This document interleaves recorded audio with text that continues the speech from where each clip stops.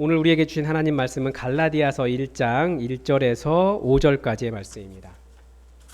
갈라디아서 1장 1절에서 5절까지의 말씀입니다. 신약성경 301면에 있습니다. 우리 하나님의 말씀을 다 함께 받들어 읽겠습니다.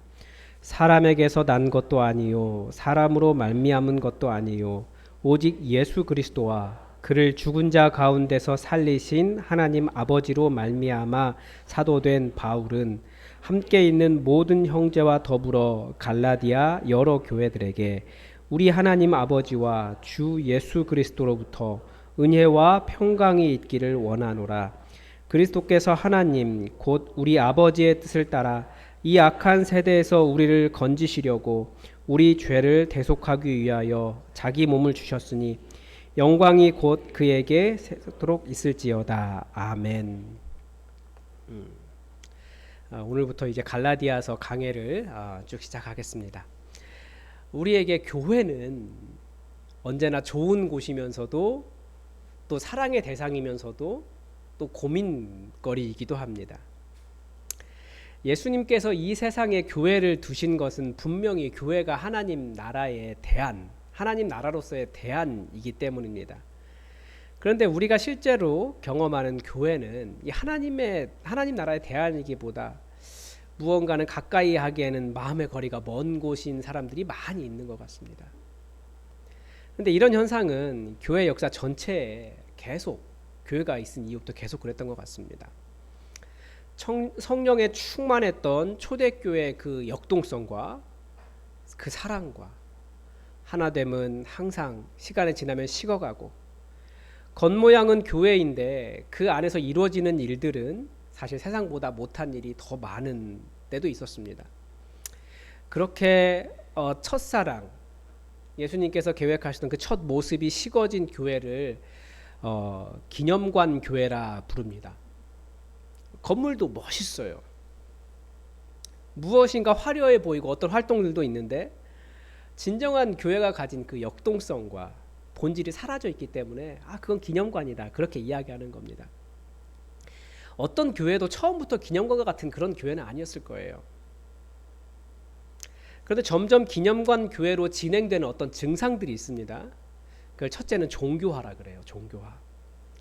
하나님과 뜨거운 교제나 그 말씀의 깊은 깨달음이나 성령의 충만함이나 공동체의 사랑이 없어도 예배 잘 드렸고 교회만 왔다 가도 문제가 없다는 것을 없다고 느낄 때 종교화되고 있는 거예요.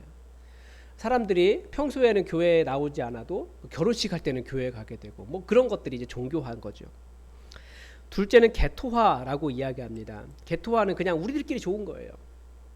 새로운 사람이 그 안에 들어와 적응하고 혹은 새로운 사람이 점점 더 들어오기 어렵고 새로운 사람들이 함께 하기에는 어떤 벽을 계속 느끼는 그 개토화, 이것도 교회의 역동성을 떨어뜨리는 일입니다. 교회는 계속해서 열려있는 곳이어야 되는 거죠. 셋째는 제도화라고 이야기합니다. 사람들의 자랑이 복음이 아니라 예수님이 아니라 교회의 제도와 법, 이런 것이 될 때 제도화된다라고 이야기합니다. 사람이 조직과 제도 속에서 주체가 아니라 부차적인 존재가 되어버립니다. 사실 이런 것들이 이제 굉장히 나쁜 식으로 얘기해서 그렇지 또 반대로 보면 굉장히 좋은 일이기도 해요. 그러니까 모양은 사실 똑같을 수 있어요. 복음 때문에 힘이 있느냐 아니면 종교화나 개토화나 제도화가 더 강력해졌느냐, 이거에 따라서 교회 역동성이 달라집니다. 이런 현상들을 어떻게 극복할 수 있을까요? 성경의 대답은 단 하나입니다. 바로 복음입니다. 왜 복음이 이런 종교화나 개토화나 제도화를 극복할 수 있는지는 앞으로 계속 설명이 될 겁니다. 근데 복음은 왜 그러냐? 복음은 우리가 생각하는 것보다 훨씬 더 삶의 모든 것, 교회의 모든 것을 새롭게 볼 수 있게 만드는 힘이 있습니다. 복음은 우리 삶의 모든 것이에요. 가정에서 식사하거나 가족을 대하는 것이나 우리가 그 마트에 간다던가 시장에 간다든가 사람을 만난다든가 사람의 모든 대화하는 것, 그 모든 것이 다 복음과 관련되어 있습니다. 다 복음입니다. 근데 우리는 복음을 축소한다라는 거죠. 보통 예수 믿을 때나 사용하는 그런 어떤 통과의 의뢰, 그 정도 생각하는 거예요. 그러나 복음은 우리의 모든 것입니다. 교회가 복음을 축소하는 이유는 복음에 대해서 정확히 이해하지 못하고 있고 또 복음이 가져오는 능력을 잘 경험해 보지 못했기 때문에 라고 대답할 수 있습니다. 그래서 오늘부터 살펴보려고 하는 갈라디아서는 복음으로 가득 차 있습니다. 복음이 무엇인지도 설명하고 있고 그 복음 때문에 개인의 삶이 어떻게 변하는지, 공동체의 삶이 어떻게 바뀌는지, 사람들과의 관계가 어떻게 되는지, 세상이 가르쳐주는 관점에 대해서 무엇이라고 말해야 하는지를 복음이, 이 갈라디아서에 나오는 복음이 계속 그 이야기를 합니다. 그래서 우리도 이 소중한 복음의 책을 보면서 단지 예수님을 믿을 때뿐만 아니라 모든 순간에 필요한 복음을 드러낼 수 있기를 바라고 우리의 삶도 복음으로 변화되기를 바랍니다. 본문에서 가장 먼저 볼 수 있는 내용은 이 편지를 기록한 사도 바울은 어떤 사람인가입니다. 여러 가지 복잡하게 써 있는데 원래 그 1절을 보면 하고 싶은 말은 그겁니다. 저 바울입니다. 그리고 저 사도입니다. 이렇게 시작을 해요. 사도 바울이 자신의 정체성을 사도입니다 라고 시작을 하고 있는 거예요. 바울이 스스로를 사도라고 부르는 이유가 무엇입니까? 보통 우리가 정체성, 자기를 설명할 수 있는 정체성은 어떻게 확립합니까? 우리 많은 사람들은 정체성을 다른 사람들이 나를 어떻게 인정해 주는가에 따라서 달려 있습니다. 여러분들 어떤지 몰라도 저는 그런 것 같아요. 제가 목사이지만 목사라는 정체성을 계속해서 여러분들에게서 확인하려고 하더라고요. 설교도 잘해야 하는 이유 중에 상당 부분이 성도들이 어떻게 평가할까, 여기에 제가 자유롭지 않은 거예요. 교회에서 사례를 받을 때도 하나님께서 주었다는 생각 반, 또는 사례를 주는 운영위원들에 대한 눈치 보는 일이 없다고는 말할 수 없는 거예요. 자유로우려고 해도 열심히 노력하지만 이건 실제 있는 일이니까 곧 있을 재신임 투표가 또 어떤 일이 일어날까 이런 생각을 문득 하게 됩니다. 계속 잊으려고 해도. 왜 그럴까요? 제 정체성이 바로 여러분들과의 관계 속에서 나오기 때문입니다. 특히 개혁교회는 담임 목사의 위치는 그래요. 더 그래요. 여러분들이 투표하게 되어 있으니까. 그런데 사도 바울은 자신의 정체성이 어디에서 나온다고 했습니까? 사람에게서 난 건 아니다. 사람으로 말미암은 것도 아니다. 오직 예수 그리스도를 죽은 자 가운데서 살리신 하나님 아버지로 말미암아라고 말합니다. 이게 복음이에요. 우리말의 복음이란 한자로 복된 소리이다 보니까 우리는 좋은 말, 그러니까 내 자존감을 높여준다든지 아니면 우리가 깨달음 이런 거라든지 아니면 하나님에 대한 소망을 갖게 하는 말이라든지 성경의 구절들을 그냥 복음이라고 생각하는 경향이 있습니다.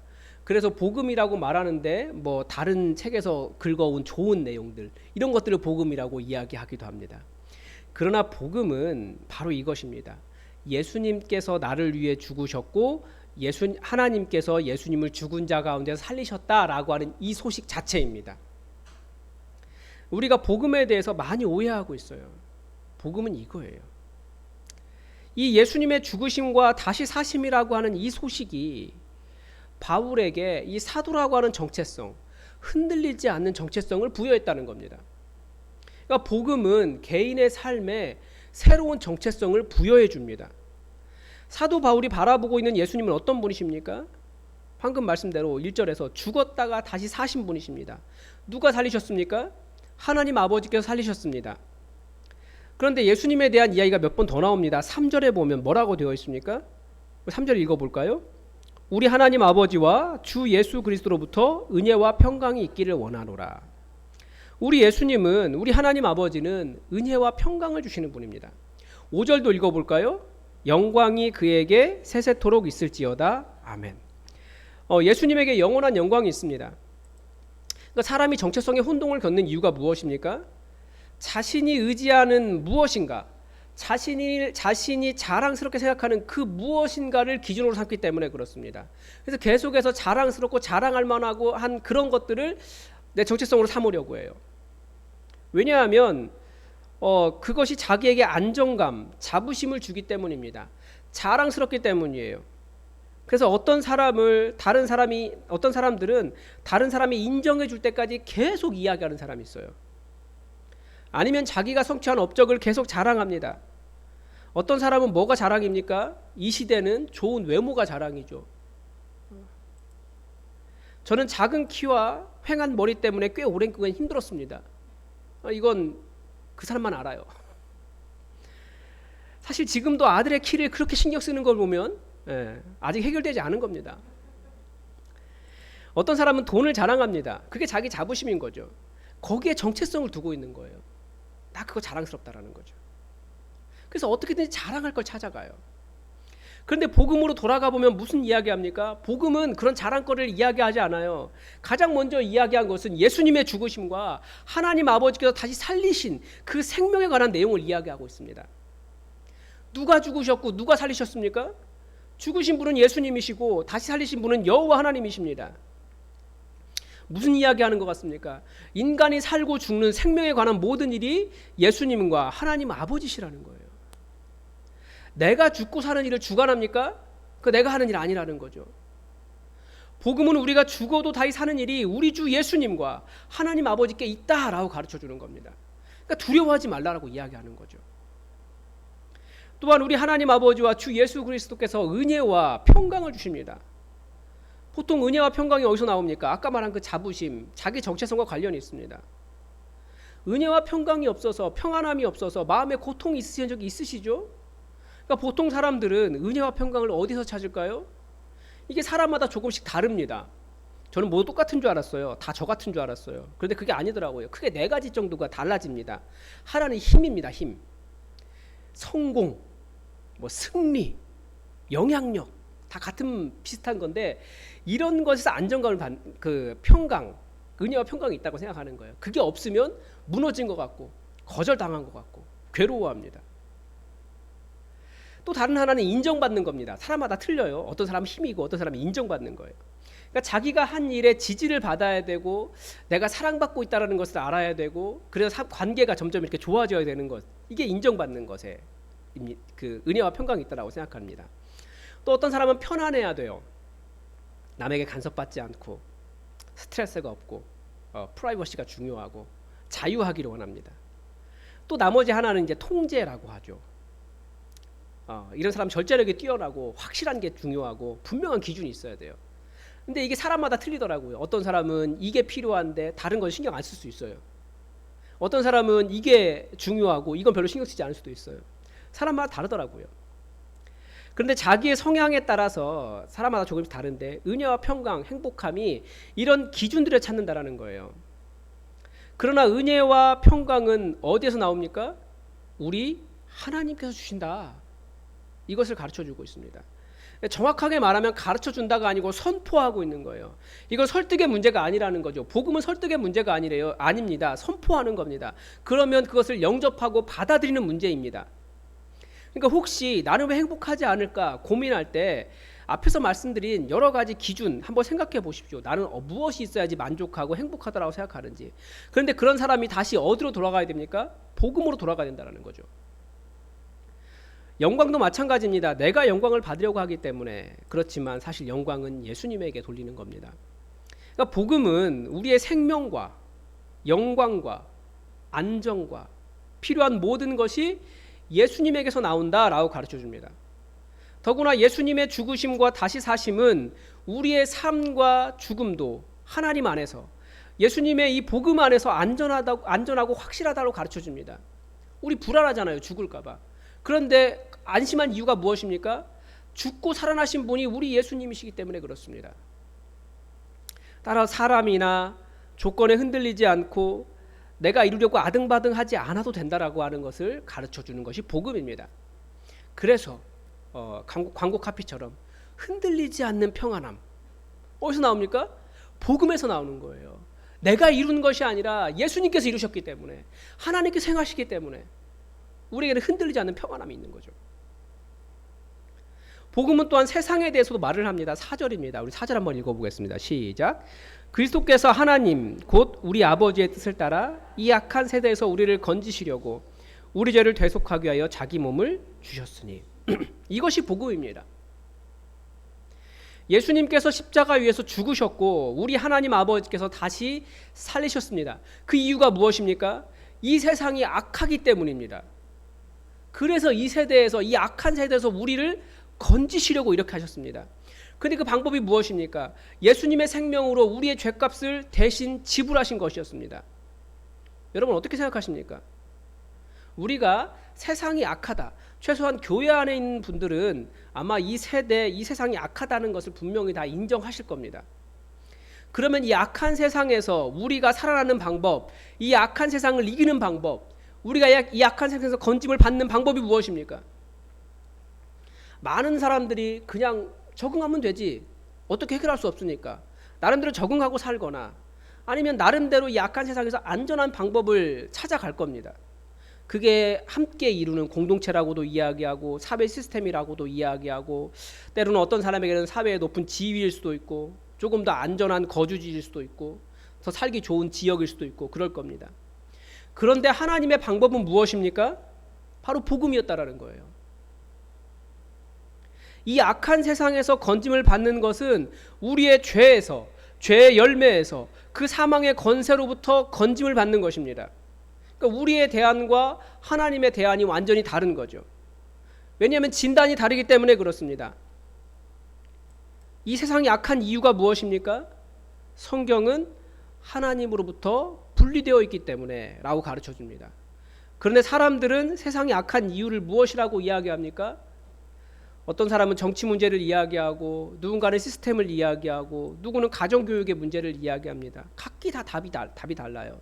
근데 뭐가 정답입니까? 이것도 복음이기 때문에 선포입니다.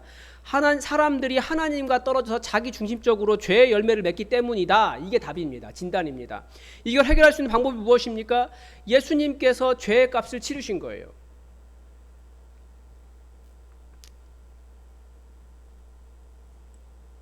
예수님께서 죄의 값을 치르셨기 때문에 이제 우리가 마음대로 할 수 있는 자유다가 아니라 이제 하나님께서 우리를 사셨다라는 거고 우리가 이제 하나님의 자녀가 되었다. 이게 그 결과입니다. 그러니까 우리의 소유가 하나님의 소유로 변화되었습니다. 하나님은 우리를 이 악한 세상에서 건지시려고 그렇게 진단하셨고 그렇게 복음으로 해결하셨습니다. 그러면 이제 이 복음의 결과에 대해서 말해야 될 것 같습니다. 쉽게 말하면 우리는 복음 안에서 안전합니다. 인간의 마음은 내가 무엇을 해야 안심합니다. 뭘 믿는 겁니까? 나를 믿는 거예요. 인간의 마음은 무엇인가 세상에서 말하는 안전망을 확보해야 안전하다고 생각합니다. 내가 원하는 상태가 되어야 안심합니다. 그런데 그게 사실은 하나님을 믿지 못하는 거예요.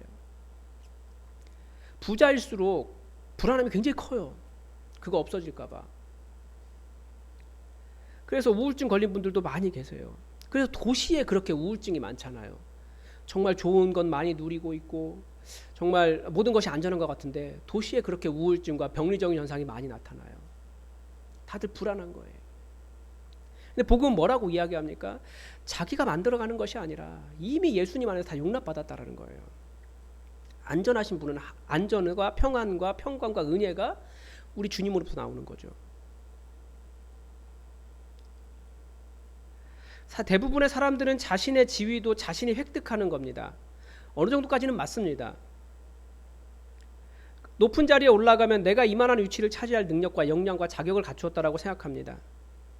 이제 그렇게 되지 못한 사람들을 그러면 은근히 비하하게 되겠죠. 반대로 그런 위치를 차지하지 못하면 이제는 자기 자신을 스스로가 비하할 겁니다. 사도 바울도 사실은 그런 공격을 받았어요. 사도이지만 갈릴리에서부터 예수님을 따른 사람이 아니기 때문에 사람들이 잘 인정을 하지 않았습니다. 그래서 많은 사람들이 그렇게 되면 어떻게 될까요? 흔들릴 거예요. 내가 정말 사도인가? 불안해하고.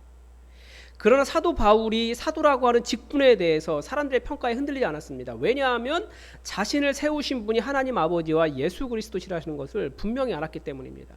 그게 복음의 능력이에요. 사도 바울을 흔든 사람들은 안타깝게도 교회 안에 있는 성도들이었습니다. 굉장히 안타까운 상황이죠. 그러나 그게 바로 그런 태도가 복음이 무엇인지 모르는 거예요. 반대로 사도 바울은 복음을 알았기 때문에 평안했습니다. 인간의 방법이 아니라 하나님의 방법을 신뢰했기 때문입니다. 앞으로도 계속 보겠지만 사람들은 복음을 왜곡합니다. 복음을 축소합니다. 하나님께서 행하신 일이 아니라 인간이 행하는 어떤 일로 바꿉니다. 그래서 계속 불안해해요. 왜냐하면 내가 나를 구원하려고 하니까, 내가 대안이 되려고 하니까. 그러나 인간이 그런 식으로 행하는 일은 결국 죄의 결과에 불과합니다. 하나님의 해결 방법은 인간의 죄값을 치르고 예수님의 생명을 주시는 것입니다. 그러니까 우리가 행복을 만드는 것이 아니라 이미 예수님께서 이루셨습니다. 그래서 그것을 받아들이는 사람은 예수님의 생명을 얻는 거예요. 인간의 방법과는 완전히 다르죠. 세상은 계속 어떤 조건을 갖추어야, 아까 말한 4가지 그런 것들이 있어야 용납받는다라고 이야기합니다. 그러나 복음은 그런 거 없이도 이미 우리를 다 용납하셨습니다. 우리의 죄를 위해 십자가 진 예수님 안에서 우리가 그것을 누릴 수 있습니다. 그래서 영접하는 거고, 받아들이는 거고, 받아들였으면 누리는 겁니다. 내가 인정을 얻겠다, 내가 평안을 만들겠다, 그건 다 환상입니다. 만약에 그게 답이라면 우리 예수님이 어떻게 하셨을까요? 그걸 주셨을 거예요. 그러나 그게 아니라 하나님의 답은 단 하나였습니다. 이 복음, 이 악한 세대에서 우리를 건지시려고 예수님께서 십자가 위에서 우리의 죄값을 치르신 그 일, 그것을 대안으로 나누셨다는 겁니다.